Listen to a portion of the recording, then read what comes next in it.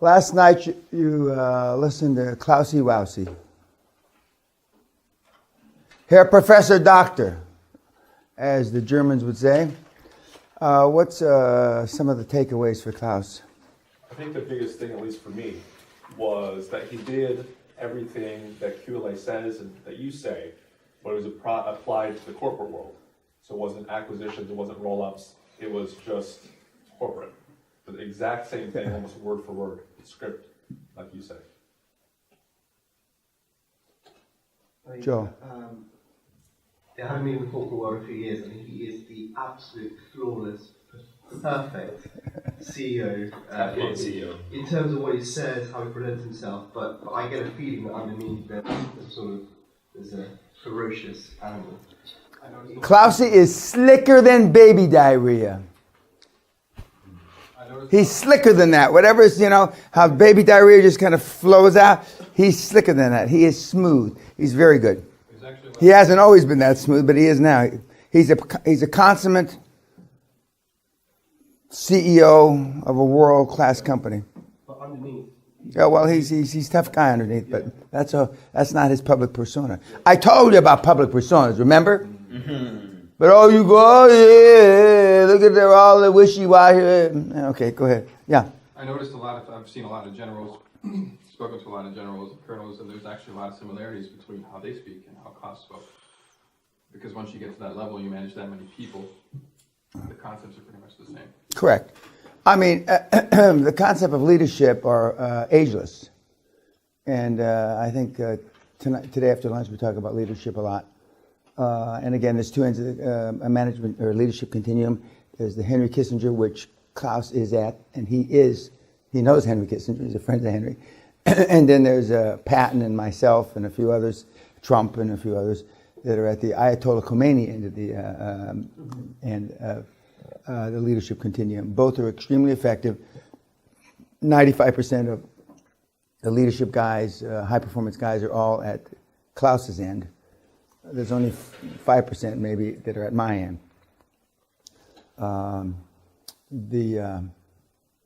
What else? Considering his second language, English wasn't his first language. His English was impeccable as well. Yeah. Well, yeah. Again, it didn't used to be that way out, but it is. I mean, Kleinfeld believes in practice, and then more practice. And yeah. It's interesting to get your opinion about the conflict between his flat structure and the assumption that everyone who reports him is high performance, and your philosophy of just having 2 or 3 reports. Yeah, he has 25 guys report to him, if I remember correctly. Whether that can actually work. Well, it can if they're all superheroes. Yeah, it can. But the thing, and if your own management skills are extraordinary. But in your particular case, you're not going to have superheroes, and your management skills suck. So that's why I say 2 or 3. I mean, it's... A recruitment skills more important then. Pardon? Recruitment skills. Recruitment and training. Right. Yeah. He mentioned the program of 400, top 400 positions, constantly being reviewed and constantly looking for succession planning. Yeah. Well, with a big he's run a much bigger organization when he ran Siemens. But yeah. But the things that are important to a guy that runs a big organization like that, those things are less important, if non-existent. Don't even come up on your list for you guys that are starting out, because you don't, you got to get traction. You got to get some momentum going. I mean, Alcoa's been running around for 100 plus years, and it has that flywheel effect. I mean, it makes money even by accident. And unfortunately, the cost of aluminum, the price of aluminum has dropped 80% since he took over Alcoa, which used to be their benchmark for everything they did, and now it's not. So he's transformed that, and he just announced splitting Alcoa into two parts, 2 different companies, and But there's a reason why Klaus is the only non-U.S. citizen that is a envoy of President Obama. He's special something or other to the, I forget to who, to what, but he is.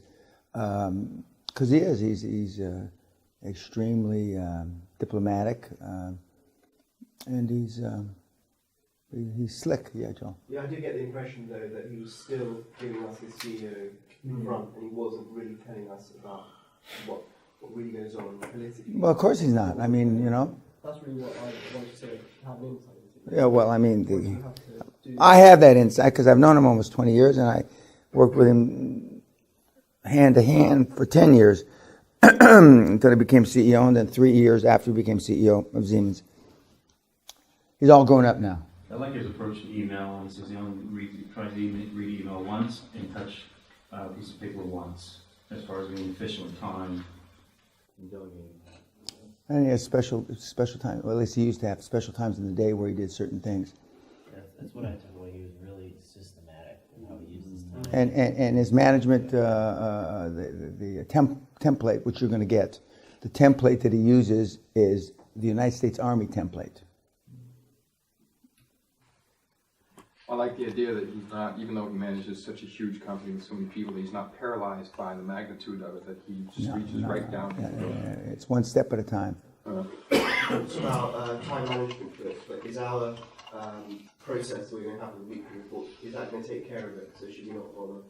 We won't bother with time management. Well, I mean, everybody bothers with it because when you actually list what you do in a day, you will be sick to your stomach. Especially somebody like you, Matt. I mean, you will think. Well, I mean, I can't, and I'm never at a loss for words. But I mean, it will make you fucking ill.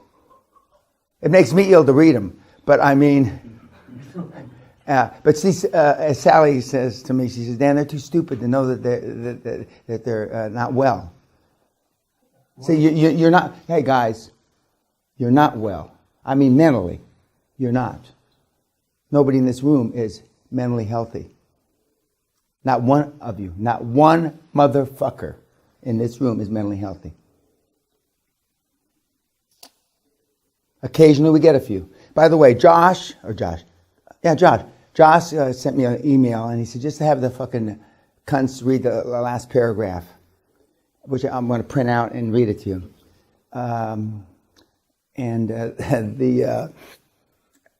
But there's a big hitter begging him to not to be a director. He wants to be part of the deal.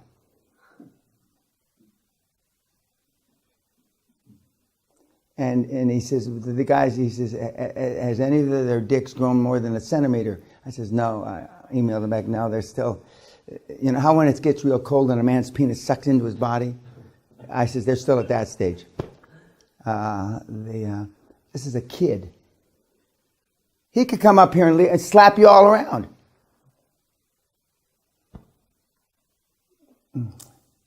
Anything else on... One of the things that I picked up was the fact that the reason why it could be so effective is the fact that he gets people who can get the accurate information and also to come with some of the solutions.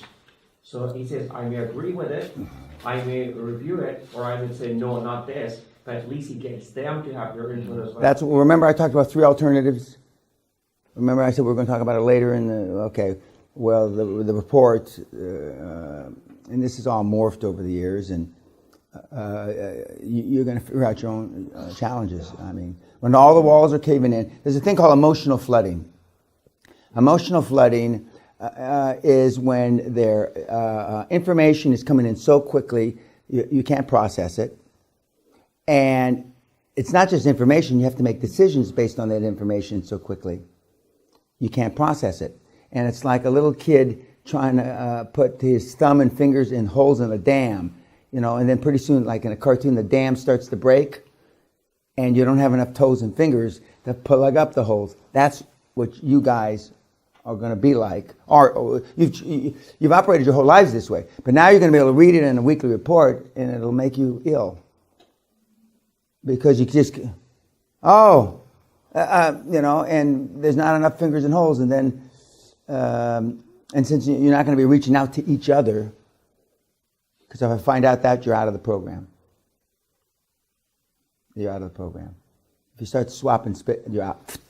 Because I know what that leads to.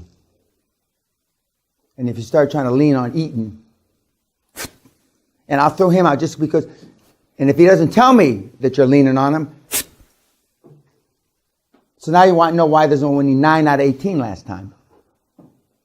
Because you can't help yourselves. The devil made you do it. And in your particular case, your parents made you fucked up. But you're all mentally, there's nobody operating on 12 cylinders in here. There isn't nobody. Very few times do we get anybody that's operating on all. And then, of course, some smart ass, well, the cars now have 6 cylinders. Okay, whatever the full component of the car is, you're not operating on them. And, electric cars have no cylinders. And I've been through all of that shit, Anything else? He was very open, even though he's a CEO of a major global organization. He was happy to go into his own personal story with the East Germany and his dad and all that. Yeah. All that's true. Like everybody else, he has rose-colored glasses about some of his things, but it's all basically everything he says is true. I mean, he's a very honest guy. One thing he said at the end was, if you want people to build a boat, when he's talking about the vision of the company, to tell them about traveling to a different continent. Don't tell them about how to chop down a tree and then how to carve boards. Well, unfortunately, see, we're in the chop down tree stage with you guys, and laying the keel and all that stuff. But I mean, it's like at Google. I've got a couple mentees that are at Google, and the interviewing process used to be 7 to 12 interviews. I don't know what it is now. 7 to 12. We had a young kid who came through the program. His father, his brothers, and he have augmented the program. And he wanted to, that's right, he wanted to be a Goldman Sachs guy. That's right. Great, he wanted to be a Goldman Sachs guy. So he decided, they were having a kind of a fair in New York City where Goldman Sachs was interviewing on a Saturday. He decides on Tuesday, before the Saturday, he's going to work for Goldman Sachs. And so, anyway, make a long story short, he goes through all this shit, and they offer him a job.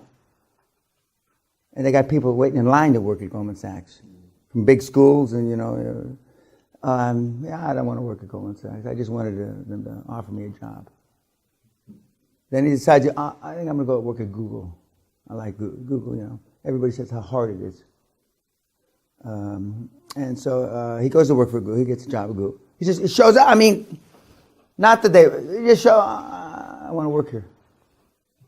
And they hire him. This kid is slicker than, slick. Plus super smart. He didn't know how to write code. The week before, he teaches himself how to write code. The week before. I've had other guys teach themselves how to write code in 2 days. It's not that fucking hard. But anyway. And so he works for Google, gets promoted a couple times. I don't like Google anymore. So I forget what's the other hard one I went to. He went someplace else. Get a job.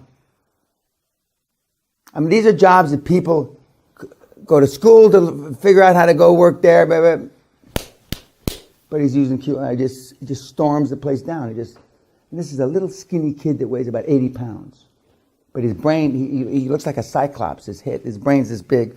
His head, he can't walk. Okay, YouTubers, bye-bye.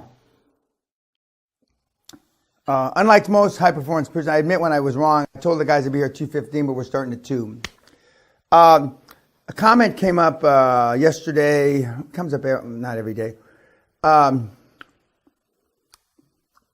Why do we have a 50% divorce rate for people that attend the seminar? It kind of alludes to what you said earlier. And why do we have at least a 50% breakup of business rate? As Sally, my lovely wife of Yorkshire, would say, I don't like to tell you that all of you cunts got married for all the wrong reasons. And you married the wrong person. In most of your marriages, I don't like to tell you, I don't know what that means in Yorkshire, but I don't like to tell you. Most of your relationships, both business and marital, sexual or relationships of convenience. And I just discovered something a year or two ago when somebody told me something about friends with benefits. I didn't know what that meant. That's all your relationships are, the physical ones, friends with benefits. And some of which you had kids with, unfortunately for you. And when people leave here, it becomes intuitively obvious, even to melonheads like you, Joel, that you're with the wrong person for the wrong reasons. But it's really unfair to them because you suck them into the vortex based on some other shite. And so you will have Jewish, Iranian, Sri Lankan, Malaysian, burqa, whatever kind of fucking guilt you suffer from, black, yellow, blue, chopstick, you name it. Well, you know, I sucked them into the vortex under A, B, C, and now I'm giving them X, Y, Z. That's not my fucking problem. I don't give a fuck. There used to be a commercial many years ago. Promise her anything but give her arpege. And I don't like to tell you, as they say in Yorkshire, that's the way it is. And it's an unfortunate happenstance, but that's the way it is. In this ugly world we call life. And unfortunately, your children all got married, your brothers or your sisters, again, all for the wrong reasons. And you're together relationships of convenience. Again, in the infamous words of my wife, I don't like to tell you, that's tough shit. See, to me, I really like telling you. But Sally says, I don't like, and I said, Sally, why do you say I don't like to tell you? I don't know, they just say it that way in Yorkshire. I don't know what the fuck it is. Anyway, but I mean, guys, it's because all the teaching, conventional wisdom and all that shit. And it's in the old days, it didn't used to be this way, not now. Women should be married by such and such and have kids by such and, I mean, I don't know. Do they still tell you women should have kids by a certain age or some shit like that, Valerie? Does that happen? Depends on the country. Okay, well, I don't like to tell you. Women have kids, I know, up until their late 40s, I'm told, and I know that, I mean, it's whether, not that you're in your late 40s, chopstick, but anyway, but the, and I'm not suggesting, I'm not a doctor, safety issues, medical issues, and all that other stuff. I don't like, that's not my Tony Robbins challenge. I don't mean that in offense to you, Tony, but when I got a big, big problem, I call it a Tony Robbins challenge. But you got to make a decision, and and I'm suggesting, in any way, shape, manner, or form, do I tell the people that you should separate? But I've seen business relationships in this fucking room, right at this table, disintegrate. Partnerships just fall to shite, right here. And I've seen it, but normally they happen graduation night, because a little bit of the sauce. I've seen divorces happen in my fucking library. And normally, just so you know, well, we don't, no couples, no, we have no couples, do we? No. But when you go in there and the guy's crying, because she just told him. And the business relationship, we didn't have any tears. We had some fists a couple times, but I mean, no tears. And because the heretofore the stuff that you've been taught, they didn't teach you that stuff on purpose to fuck out your life. But it doesn't matter whether they told you on purpose or not. If your life's fucked up, your life's fucked up. And I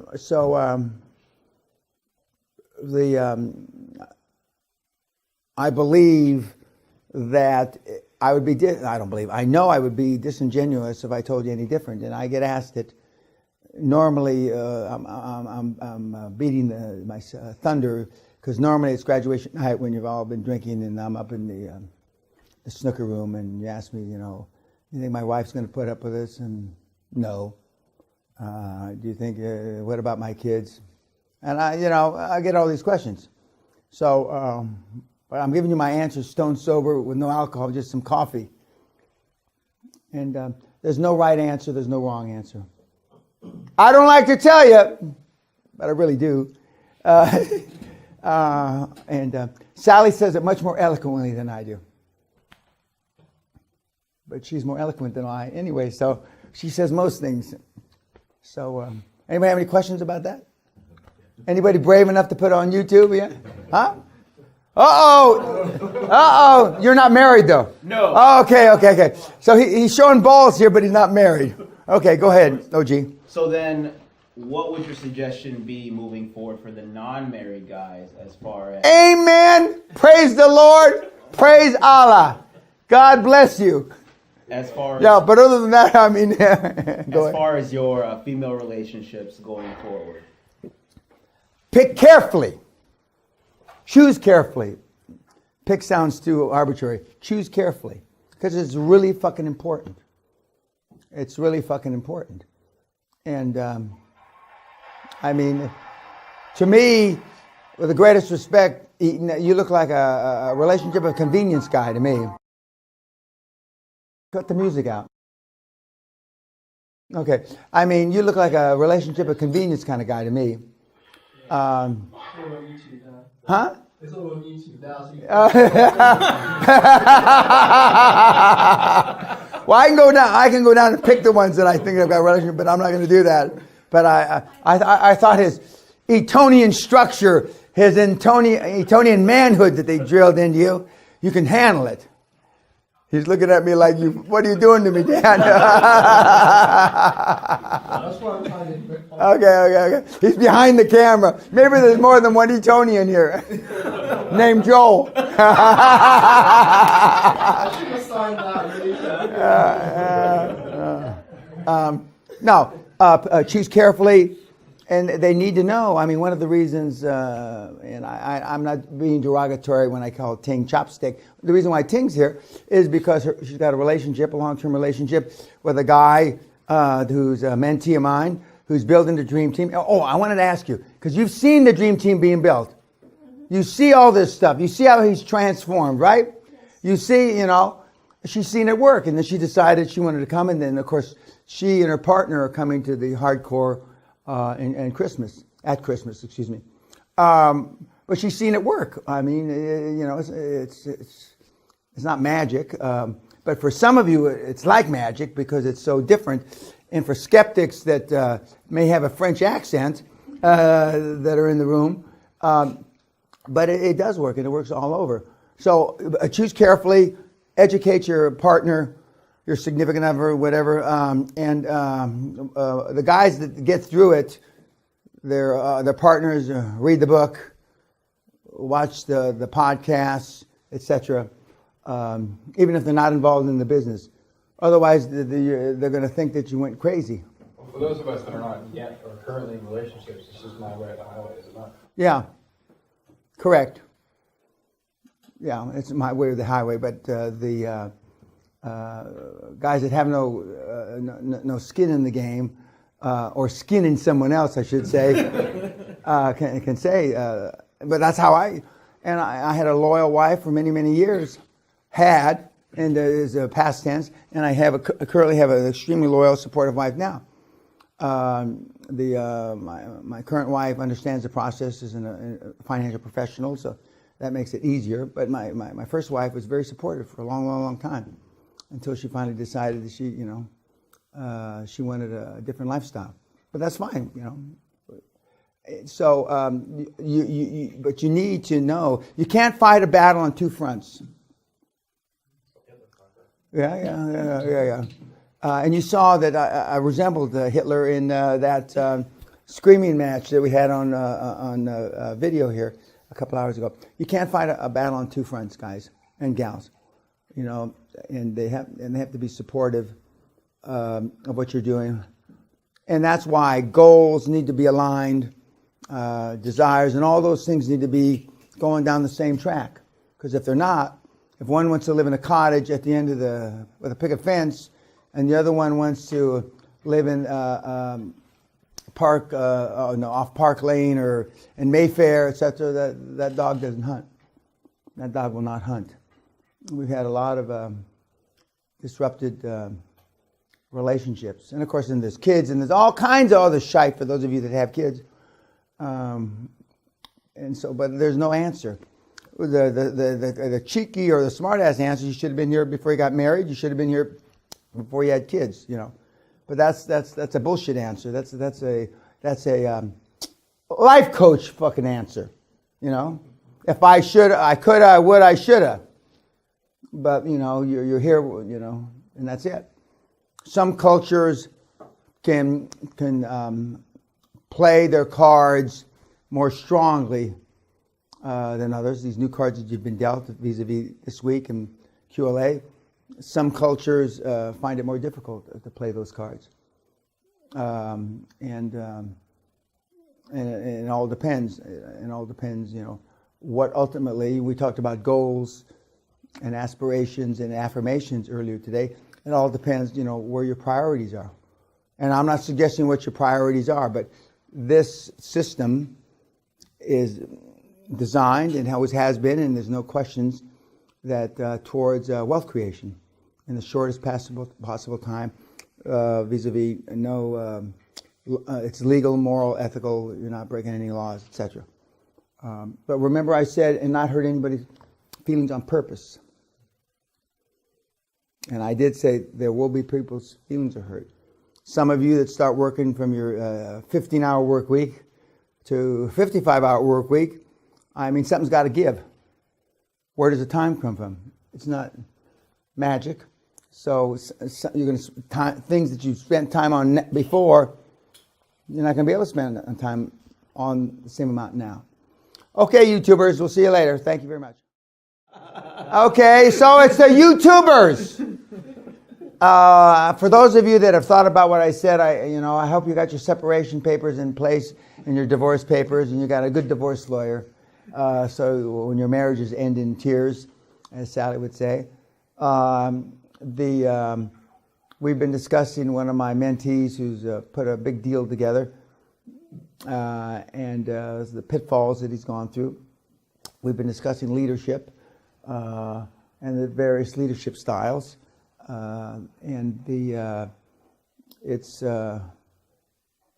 guys, any questions on anything that we've covered so far?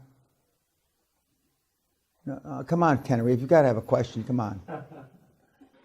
Just to clarify, Dan, you were saying when we were talking about the different styles of leadership that finding a mentor who's in line with you is a good idea, but it's not absolutely necessary.